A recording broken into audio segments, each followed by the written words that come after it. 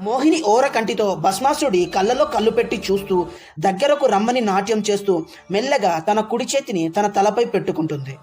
కామంలో మునిగిపోయిన భస్మాసురుడు అది చూసి ఆలోచించకుండా తన చేతిని కూడా తలపై పెట్టుకుంటాడు. వెంటనే భస్మాసురుడు అగ్నిజ్వాలలో భస్మమైపోతాడు. మహాశివుడు మోహిని యొక్క అందాన్ని చూసి ప్రేమలో పడిపోతాడు. వారిద్దరి కలయికతో ఒక శ్వేత బిందువు ఉద్భవిస్తుంది. దాని నుండి హరిహరుల అంశ జన్మిస్తుంది. ఇక ఇప్పుడు మనం అయ్యప్ప స్వామి మహిషముఖిని ఎలా హతమార్చాడో తెలుసుకుందాం. కలియుగంలో ధర్మం ఒంటి పాదంపై నడుస్తూ ఉంటుంది. ఆ ధర్మాన్ని రక్షించడానికి ఆ హరిహరుల కలయికతో జన్మించిన అయ్యప్ప స్వామి అవతారాన్ని ధర్మశాస్త్ర అని పిలుస్తుంటారు. హరిహరుల అంశతో పుట్టిన ఆ పిల్లవాడిని అక్కడే ఆ పంబా నది తీరం నది ఒడ్డున వదిలేసి వెళ్తారు.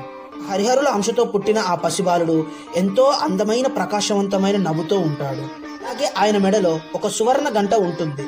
ఆ గంట నుండి ఎల్లప్పుడూ కాంతులు వెగజల్లుతూ ఉంటుంది. దాని పేరు మణి. దానిని